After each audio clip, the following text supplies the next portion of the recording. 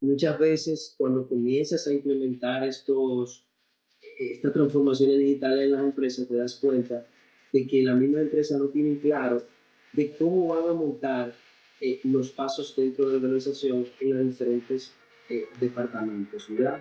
¿La gestión de riesgos te parece algo complicado de entender? No te preocupes. En este podcast nos adentramos en el mundo de los riesgos con reconocidos invitados, para que conozcas de manera simple la gestión de riesgos mientras vas haciendo otras cosas.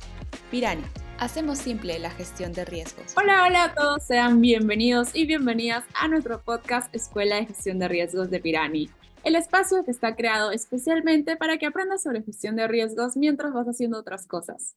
Si te gusta el contenido que creamos, nos ayudarías mucho dándole like y seguir si estás en Spotify, Apple Podcast o YouTube. Y recuerda compartir el conocimiento para difundirlo por todos lados. Si estás buscando un software de gestión de riesgos que sea simple de usar y completo, puedes visitar nuestra web www.piranirix.com.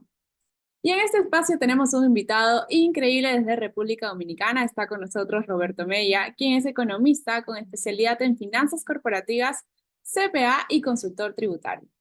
Cuenta con más de 18 años de experiencia en temas de consultoría y auditoría en materia de prevención de lavado de activos y gestión de riesgos. Actualmente es director de L. Núñez y Asociados y socio fundador de RMC Consulting, empresas especializadas en capacitación, consultoría, tecnología y auditoría aplicada al cumplimiento normativo y a la administración de riesgos de lavado de activos y de financiamiento del terrorismo. Roberto, ¿cómo estás? Qué bueno tenerte en este espacio. Hola, muchísimas gracias, Nicole. Para mí es todo un honor compartir contigo, con la comunidad de Pirani, de quien he aprendido muchísimo también de sus webinars. Ahora de este lado, ¿verdad? Transmitiendo un poquito de información y devolviéndole un poquito a esa comunidad que tanto me ha entregado también a nivel de conocimiento. Así que para mí es un honor y un placer estar contigo. Sabemos que este espacio va a ser de mucho provecho para todos nosotros, escucharte con todos los años de experiencia que tienes, hablar de un tema que creo yo que les interesa mucho en nuestro público. Roberto, vamos a estar hablando sobre la transformación digital en la debida diligencia y contraparte. Y tengo muchas preguntas para ti, pero quisiera partir conociendo y que nos cuentes cuáles son esos principales beneficios de la transformación digital en el proceso de debida diligencia de contrapartes. Claro, buenísimo. Mira, Nicole, nosotros en los años de experiencia que tenemos, en la cual también participamos en estos procesos de transformación como dueños de tecnología aplicada a estos, digamos, procesos de debida diligencia, que muchas veces son los que crean bastante fricción porque son los que tienen que ver con las contrapartes, los clientes, los colaboradores, los proveedores.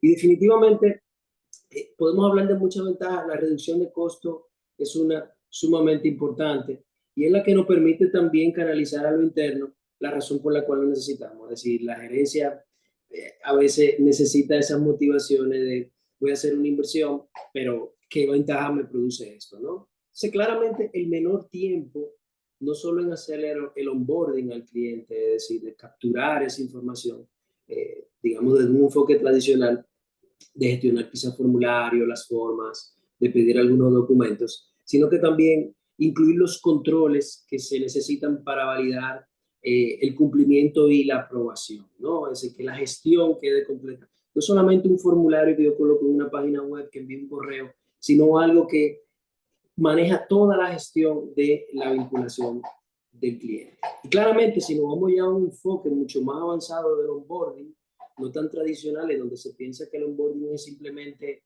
el formulario que captura ciertas informaciones, un onboarding, en estos días en un evento hablábamos de un onboarding 3.0, que es un onboarding que incluye también el acceso a los productos, la retención y el seguimiento del cliente. O sea, no solamente capturarte, sino que ese proceso automáticamente hace la gestión de hacer una solicitud del producto, que un proceso operativo al interno funcione y que ya tú en ese mismo ambiente digital no solamente comiences de forma digital, sino que termines de una forma digital.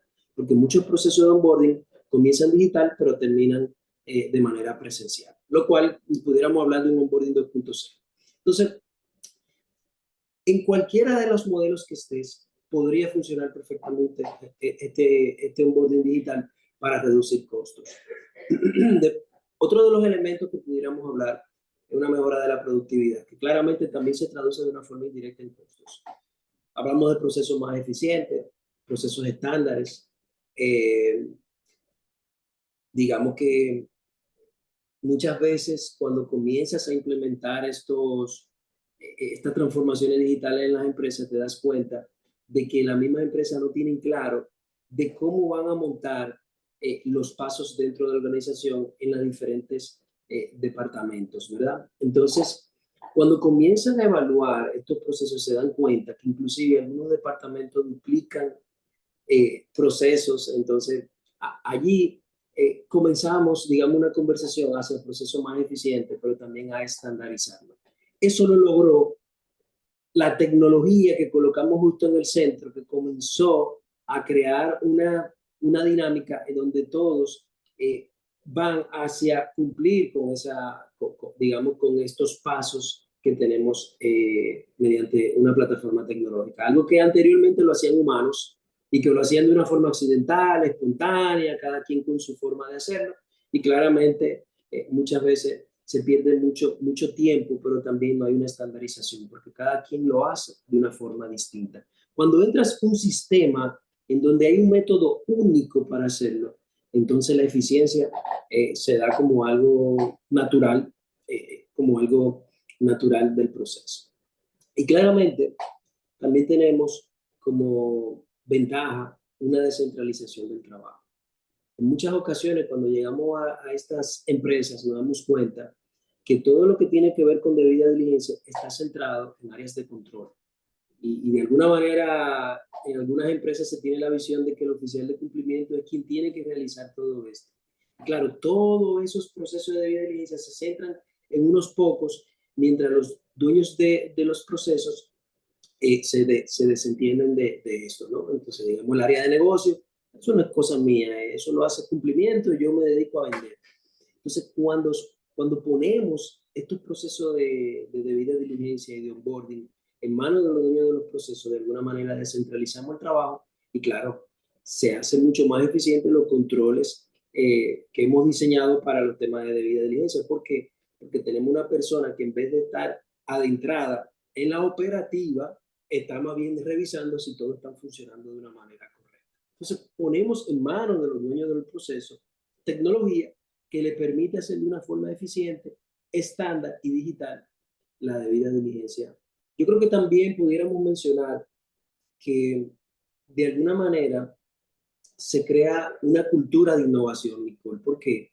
Porque las empresas con las que yo inicié en estos temas de debida diligencia comenzaron sustituyendo un formulario que se llenaba de forma manual a un formulario digital.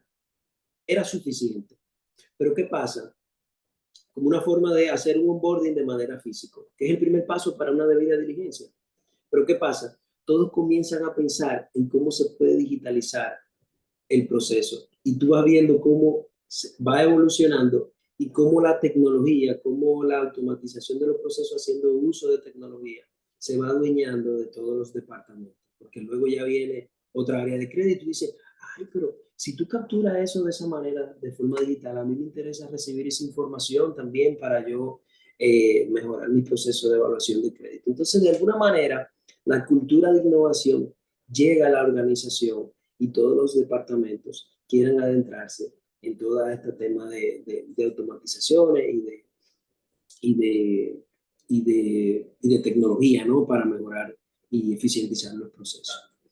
Y claramente llegan nuevos talentos, porque en la medida en que vamos entrando tecnología en los procesos, necesitamos contratar personal con visión innovadora, pero también, como no, cuando hablamos de onboarding, no solamente un onboarding enfocado a clientes, sino también enfocado a los colaboradores internos. Entonces, cuando tú tienes un onboarding digital, tú atraes también un personal distinto, ¿verdad? Un personal que el hecho de tú tener un proceso de reclutamiento presencial y con formularios ya de hecho se convierte en una barrera para ciertas generaciones que no están alineadas con este tipo de formas de manejarse. Entonces, este onboarding no solamente impacta, y la debida diligencia no solamente impacta en los clientes, sino también impacta en proveedores y también en colaboradores, en empleados. Así que pienso que podremos hablar de esos 5 elementos que te mencioné como los principales. No sé, Nicole, si en ese sentido habrá alguna pregunta. Entonces, como para ir viendo la información, nos dices la reducción del costo, yo creo que es algo que va a llamar la atención, creo que todos los oyentes verán que hagan esa parte resaltando para hablar en los comités. También el tema de la productividad, la descentralización tan importante. Ahora, lo que mencionas del oficial de cumplimiento y la carga que lleva para toda la organización es increíble. Qué bueno que se Sí. haya también una ventaja de tener esa transformación digital. La innovación, entonces, y el personal con una visión innovadora, que es importante ahora, creo que cualquier empresa estaría buscando este tipo de talento para sus organizaciones.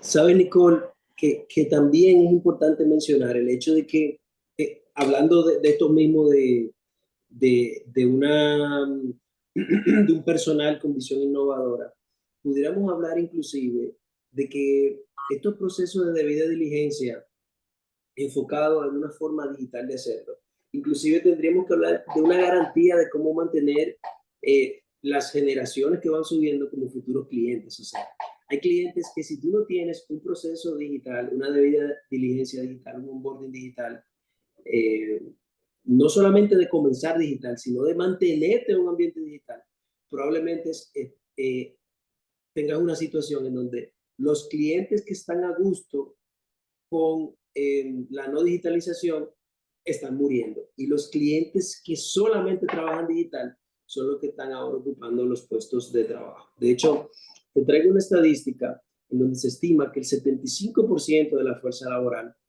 estará en lo llamado millennial, ¿verdad? Que básicamente hoy en día se habla de cerca de un 86% de consumidores pueden dejar pueden dejar de hacer negocio con empresas por una mala experiencia. Es decir, que también son muy sensibles a tomar decisiones. De manera que no estar en ese ambiente, en una generación que va ocupando cada vez la mayor fuerza laboral, que son completamente digitales, porque eso, así crecieron, así se educaron y hoy en día consumen y ese es el tipo de experiencia que tienen, te está llevando a un riesgo estratégico que ya no es de tan largo plazo. O sea que tenemos que pensar en ese sentido de que si no migramos, vamos a perder los clientes que vienen ocupando cada vez mayor parte del PIB mundial, ¿no? Y otra de las motivaciones es mantener una buena imagen corporativa. Hay un dicho que dice que no tenemos una segunda oportunidad para dar una buena primera impresión, ¿verdad? Entonces, tenemos que lograr que ese onboarding digital sea, y esa debida diligencia sea bonita, sea atractiva, haya una buena experiencia, sea fluida, no haya fricción, ¿verdad? Y de hecho, uno de los drivers que tiene los indicadores de reputación mundial, uno de ellos es la innovación. Entonces, de alguna manera, si no estamos innovando, pues uno de los indicadores clave para tener una buena reputación en las organizaciones, dentro de los competidores, lo estamos perdiendo y es qué tan innovadores estamos siendo. De manera que yo pienso que es suficiente como para que si no estamos montados en ese proceso, pues ya estamos tarde. Sí, con el dato que me das del 75%, creo que quedó clarísimo el punto del riesgo de continuidad de negocio, si es que ya Correcto. no estás dentro de la ola digital, que ya creo que es imposible no estarlo en estos momentos, en pleno siglo XXI, en pleno 2024, es algo negligente no hacerlo. Así Roberto, yo es. quisiera saber también cómo debe ser ese proceso de registro para derivar los clientes a los canales en un onboarding digital. Claro, mira, lo primero es la rapidez. Es impresionante las cantidades de reuniones que nosotros tenemos como dueño también de tecnología para que los procesos sean cada vez más rápidos. O sea, nosotros logramos montar procesos de debida diligencia que pudieran tardar 1 o 2 días, lo pudimos montar en minutos. Pero ya claro, cuando tú tienes satisfecho a un grupo de interés, ya los indicadores son otros. Así que tú lograste bajar a minutos, ahora ellos quieren seguir bajando para que cada vez sea más menor. Entonces, claramente la rapidez siempre va a ser el elemento número uno. Un indicador relevante para nosotros son 5 minutos. Nosotros, un proceso de onboarding, para completar un proceso de onboarding no debería durar más de 5 minutos. Eso significa que el proceso debe ser simple, claro, visualmente atractivo. Y cuando hablamos de prevención de lavado de activos, la cantidad de preguntas que se le hace a un cliente puede ser importante dependiendo de la regulación. De manera que puede ser una gran barrera porque a veces con 3 preguntas que tiene una aplicación móvil, por ejemplo, o un formulario digital, no cumple la regulación local. Entonces, a veces es un gran reto cuando tienes formulario que por obligación tiene que ser largo por el tema de la debida diligencia que establece la legislación antilavado, pero por otro lado, se quiere que sobre muy poco, ¿no? Para que el cliente no deje el proceso a la mitad. Tiene que ser seguro y confiable, claramente se aprovechan cada vez más las capacidades biométricas, sobre todo en los procesos en donde es solo digital. Porque si tú tienes un proceso en donde tú comienzas digital y sistematiza y automatiza muchas cosas, como por ejemplo el formulario, la documentación, el filtrado en lista, la determinación de riesgo, pero luego el cliente tiene que presentarse a retirar, por ejemplo, un vehículo, que aquí es parte de la regulación antilavado, o tiene que ir a firmar un contrato, pues ya la parte biométrica no tiene quizá tanto sentido porque estás confirmando que la persona está viva y está frente a ti en algún momento. Ahora, cuando tú tienes procesos en donde el onboarding incluye el acceso al producto y al servicio, claramente la biometría tiene una, una preponderancia importante, ¿no? Confirmar si la persona está viva, si es ella, para evitar fraudes. Claramente saber si es un humano, si la identidad es única, si el humano usurpó una identidad, todas esas son validaciones que tenemos que hacer porque ese es el único momento que tenemos para hacerlo y la persona nunca va a ir a una sucursal. Claramente el tema de cumplimiento es importante, ahí es donde nosotros tenemos un valor agregado porque nacemos no como una empresa de tecnología, sino que nacemos como una empresa de consultoría y auditoría en cumplimiento y prevención. Y claro, luego con todo ese conocimiento desarrollamos tecnología. Entonces, nuestras, cualquier, cualquier proveedor debe de tener, y claramente cualquier persona que va a contratar debe tener claro cuáles son los requerimientos mínimos que tienen los países. Por ejemplo, nosotros tuvimos una experiencia con una entidad que tenía unos canales digitales muy interesantes, pero las preguntas que hacían para vincular al cliente no llegaban al mínimo regulatorio y eso le estaba provocando brechas en las auditorías de cumplimiento y claramente en las fiscalizaciones, la posibilidad de una multa. Entonces tuvieron que transformar y cambiar todos esos canales, página web, aplicaciones móviles, APIs, para que capturaran otro tipo de información para que cuando llegara al sistema de debida diligencia se pudieran hacer los cálculos de riesgo de manera correcta. Entonces, algo tan simple como entender el mínimo de preguntas en el primer paso de la debida diligencia, que es el llenado del formulario, es importante. Tiene que ser escalable. Ya los enlatados es imposible tenerlo, o sea, cada vez eh, tenemos sistemas que quieren estar más integrados a través de APIs, a través de web service, las regulaciones cambian, la innovación va demasiado rápido y cuando tú tienes algo que no es escalable, pues entonces se convierte en un retraso porque al final pues la empresa no es estática, sobre todo hoy en día. Y claramente, como último, pero no menos importante, a mí me parece muy importante, una experiencia sin fricción. Tenemos que tener focus group para ver cómo ven el proceso, involucrar a los dueños del proceso, a los dueños de los procesos para ver qué le parece, cómo se va a transformar ahora cada uno de su departamento y cada uno de los procesos que ellos tienen con una herramienta como esta de por medio. Normalmente uno impacta a todas las áreas de negocio, uno impacta siempre a las áreas que tienen que ver con la vinculación de proveedores y las áreas de recursos humanos, cuando el proceso de debida diligencia incluye también el reclutamiento del personal. Entonces tenemos que ver que la introducción de esa tecnología no vaya a comenzar a causar fricciones por algo, por nuevos controles que se están estableciendo, porque aquí ya no hay forma de saltarse un paso.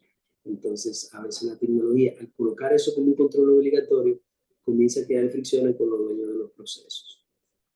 Otra de las preguntas que yo tenía para hoy era que nos puedas contar cuáles son esas principales transformaciones que desde tu experiencia se han podido lograr gracias a la debida diligencia del cliente.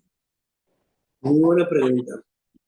Mira, yo pienso desde lo básico, Nicole, desaparecer el papel en los procesos de cumplimiento ilegal es todo un reto. Estamos hablando de inclusive personas y perfiles que tener papel físico para ellos es como una sensación de seguridad.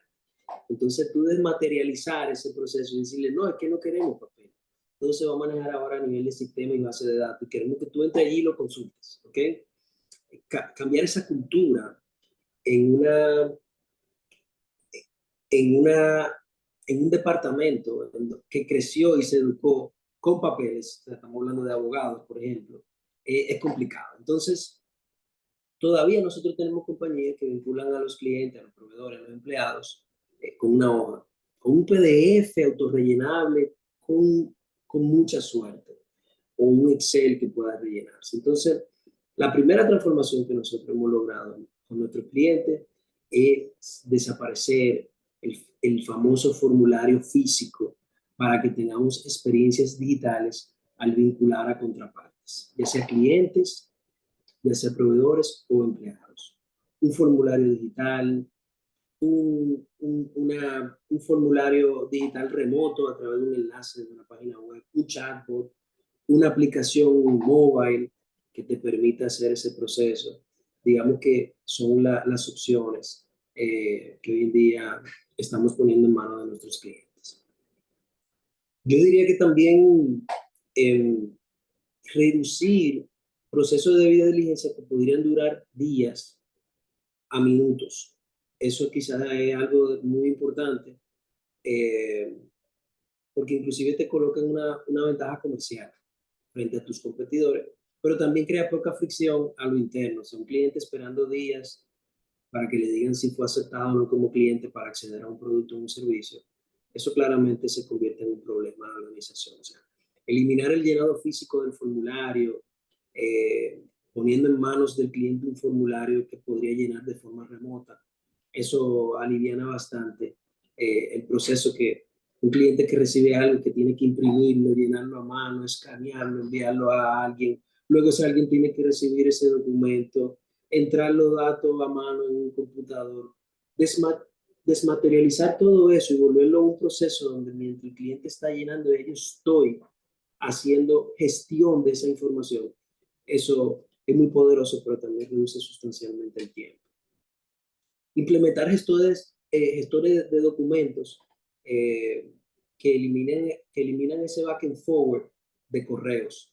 Eso a veces es algo bastante, digamos, desordenado, la forma en cómo la documentación que acompaña una debida diligencia se tramita, además de muy insegura. Un formulario va acompañado de documentación societaria, de cédulas de identidad, de ciertas cartas de trabajo, movimiento bancario. Es información sensible que a veces las personas se pasan por WhatsApp, por correo electrónico, te lo mandé con alguien, una forma muy poco segura, pero tampoco poco estándar. Nosotros como auditores, a veces cuando vamos a auditar, acceder a un expediente es toda una experiencia, o sea, las personas tienen que armarlo, tienen un poquito en un correo, otro poquito en el WhatsApp del vendedor, eso no puede ocurrir de esa manera. O sea, lograr tener un gestor en donde alguien puede, incluyendo el mismo cliente, alimentar una tabla con sus documentaciones y que eso entre a una base de datos en donde solo personas con roles y accesos para ello puedan verlo, Eso realmente podemos decir que ha sido una transformación importante que hemos logrado en los clientes y que se logra a través de transformaciones digitales de la debida diligencia. Correr automáticamente las listas, la cantidad de fuentes de información que cada vez crecen más, convierten este proceso en algo imposible de hacer de manera manual. Acceder a 100 lugares o a 5 o 10 lugares para buscar a ver si el nombre sale y lo está buscando la Interpol o una base de datos de algún país, ¿verdad?, especializada, de manera automática eso se convierte en algo imposible. O sea que nosotros como proveedores de tecnología tratamos de siempre buscar cómo estas listas podemos automatizar su consulta a través de APIs disponibles, que a veces los gobiernos tienen todo este tema de la transformación digital y te permiten conectarte para tú consumir de manera automática esa información. Pero si no hacemos scrapping, si hay una información disponible, hacemos un scrapping, capturamos esos datos de la página web, lo volvemos base de datos y de esa manera se puede hacer consulta automática, porque eso ya de manera manual simplemente es imposible hacer. Y claro, todo el tema de determinar el nivel de riesgo del cliente, que también sea automático. Si ya yo tengo toda la información que alimenta ese score de riesgo del cliente en el formulario, ¿por qué yo tengo que salir del ambiente de la debida diligencia, entrar a otro lugar, hacer un cálculo para ver su nivel de riesgo? Integrar eso en el proceso es sumamente importante, porque yo no puedo completar un proceso con un cliente para calcular su riesgo y luego pedirle información adicional porque quizá ha dado un nivel de riesgo alto y hay que pedir información adicional. Eso crea fricción. Eso debe de ser automático. Que se hagan preguntas básicas y que automáticamente hay un checklist que diga, bueno, considerando la característica, su perfil y su nivel de riesgo, esto es la documentación que tienen que pedir. Pero te lo pido una vez, no te lo pido 2 o 3 veces, porque a veces el proceso, tengo que llenar un formulario, ese formulario viaja donde otra persona, esa persona entra esa información en una base de datos, esa base de datos le da el ranking de riesgo, ahora tengo que volver con el cliente.